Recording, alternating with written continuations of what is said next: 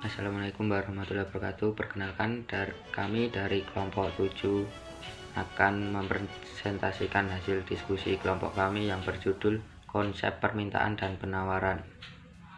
Sebelumnya, izinkanlah saya memperkenalkan anggota kelompok kami, yaitu saya sendiri, Pupung Siboti. Selanjutnya ada Mbak Dianita Puspaningrum dan Mbak Salis Astuti Ningsih. Yang pertama, saya akan menjelaskan tentang permintaan.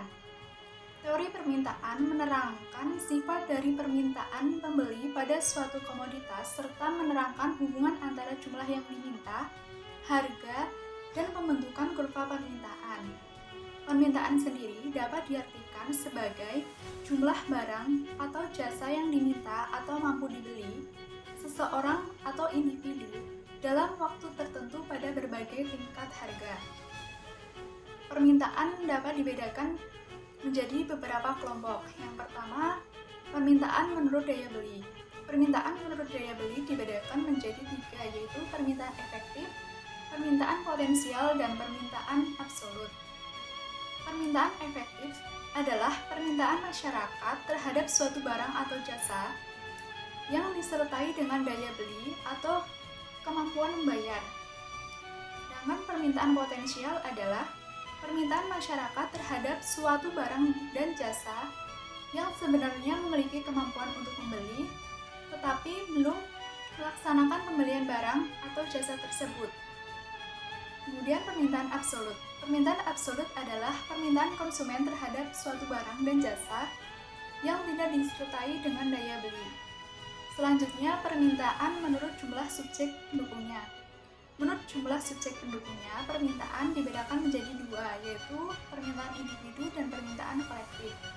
Permintaan individu adalah permintaan yang dilakukan oleh seseorang untuk memenuhi kebutuhan hidupnya. Sedangkan permintaan kolektif adalah kumpulan dari permintaan perorangan atau individu atau permintaan secara keseluruhan para konsumen di pasar. Yang kedua, hukum permintaan. Hukum permintaan adalah hukum yang menjelaskan tentang adanya hubungan yang bersifat negatif antara tingkat harga dengan jumlah barang yang diminta.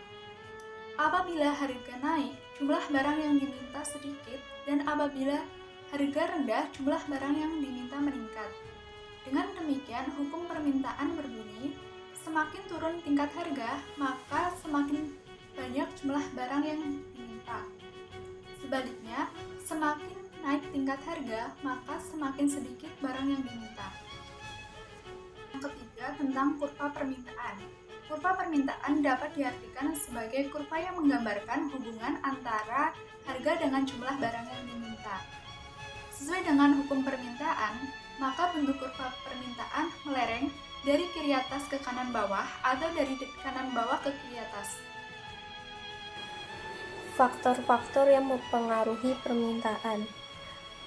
Faktor-faktor yang mempengaruhi permintaan menurut Raharja dan Manurung diantara lain yaitu yang pertama, harga barang itu sendiri. Jika harga suatu barang semakin murah, maka permintaan terhadap barang itu pun bertambah. Yang kedua yaitu harga barang lain yang terkait. Harga barang lain yang terkait berpengaruh apabila terdapat dua barang yang saling terkait, yang keterkaitannya dapat bersifat substitusi dan bersifat komplement. Yang ketiga yaitu tingkat pendapatan per kapita. Dapat mencerminkan daya beli, semakin tinggi tingkat pendapatannya, maka daya beli pun semakin kuat, sehingga permintaan terhadap suatu barang pun meningkat. Yang keempat yaitu selera atau kebiasaan. Yang kelima yaitu jumlah penduduk. Yang keenam yaitu perkiraan harga di masa mendatang. Bila kita memperkirakan bahwa harga suatu barang akan naik, adalah lebih baik membeli barang tersebut sekarang, sehingga mendorong orang untuk membeli lebih banyak saat ini guna menghemat belanja di masa depan. Yang ketujuh yaitu distribusi pendapatan. Tingkat pendapatan per kapita bisa memberikan kesimpulan yang salah apabila distribusi pendapatan buruk. Jika distribusi pendapatan buruk, berarti daya beli secara umum pun melemah, sehingga permintaan terhadap suatu barang pun menurun. Yang kedelapan yaitu usaha-usaha produsen meningkatkan penjualan. Bujukan para penjual untuk membeli barang besar sekali peranannya dalam mempengaruhi masyarakat. Usaha-usaha promosi kepada pembeli sering mendorong orang untuk membeli banyak daripada biasanya. Yang selanjutnya yaitu penawaran atau supply. Penawaran adalah banyaknya barang atau jasa yang tersedia dan dapat ditawarkan oleh produsen kepada konsumen pada setiap tingkat harga selama periode waktu tertentu. Penawaran dapat digolongkan menjadi yaitu yang pertama, penawaran perorangan. Penawaran perorangan ialah penawaran yang dilakukan oleh seorang penjual dalam menawarkan berbagai jumlah barang pada berbagai tingkat harga. Yang kedua yaitu penawaran pasar. Penawaran pasar ialah keseluruhan penawaran yang didapat dari penjumlahan penawaran perorangan suatu barang atau jasa pada berbagai tingkat harga. Yang selanjutnya yaitu hukum penawaran.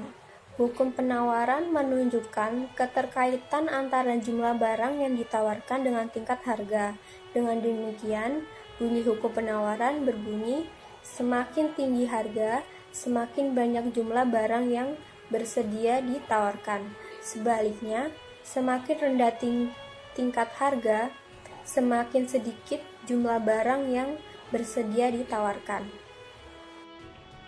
Kurva penawaran adalah suatu kurva yang menunjukkan hubungan antara harga barang dengan jumlah barang yang ditawarkan, yang dimana apabila jumlah suatu barang yang sanggup ditawarkan pada suatu tingkat harga dan tempo masa tertentu.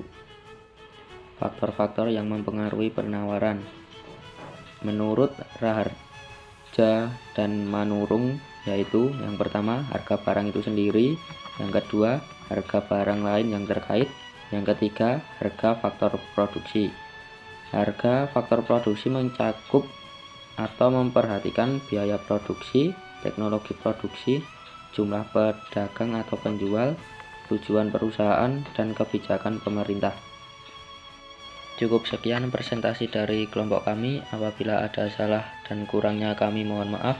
Wassalamualaikum warahmatullahi wabarakatuh.